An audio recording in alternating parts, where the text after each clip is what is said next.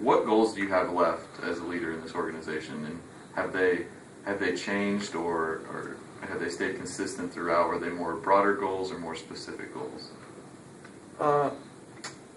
My goal is to serve where the organization needs me.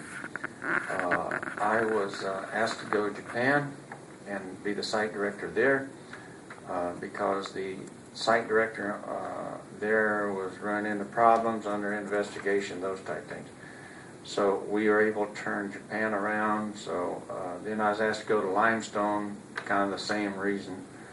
And after they had a system deployed there that had turned the Air Force upside down.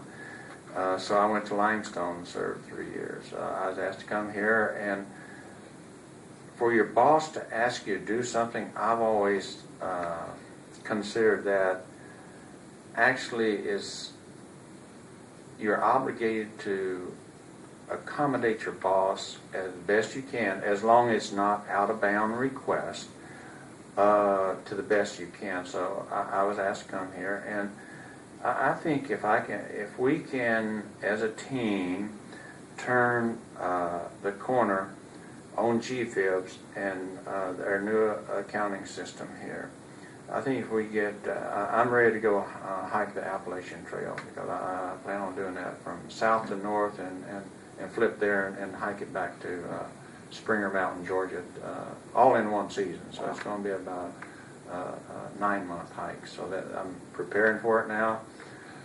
The postal system didn't help me any because you've got to have drop boxes along the way.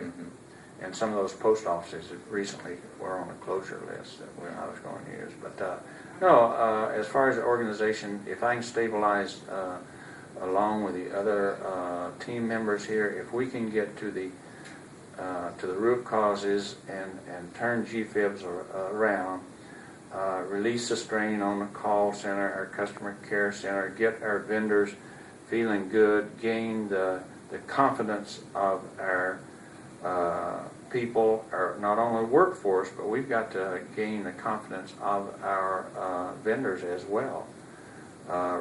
We've got to gain the confidence of Congress now, because there have been quite a few congressionals about the non-performance. So it's partly systems and it's partly process. But I think that'll probably be the last chapter in the workforce.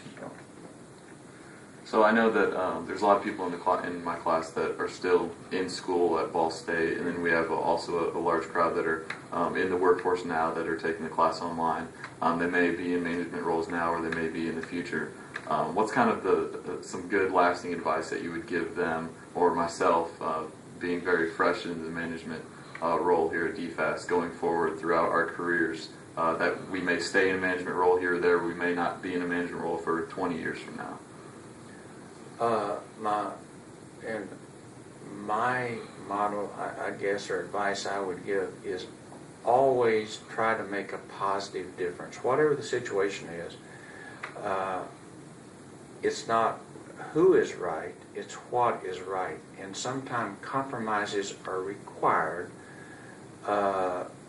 not in character or not in ethics or morals, but sometimes compromises in order, if you're at a loggerhead impasse and you get nothing done, vice if you compromise a wee bit and move the project ahead. Always look to what you hope to achieve as an outcome. All the activity behind the outcome is really just that. It's activity. That was an enabler to get to the outcome you desire. So it's just like if you were to if you wanted to go to Speedway, there's probably a lot of roads that will take you to Speedway. And you could probably even go through Chicago if you felt like it. So a lot of times it's looking for alternate means to, and with the objective in mind. Always keep the objective in mind, what you're trying to do. And most and foremost important is, the thing I hold near and dear to my heart is always take care of the people. People is the essence of leadership. Without people, without their confidence, without them understanding that you're there for them, whenever times are tough, you're there when the celebration times come.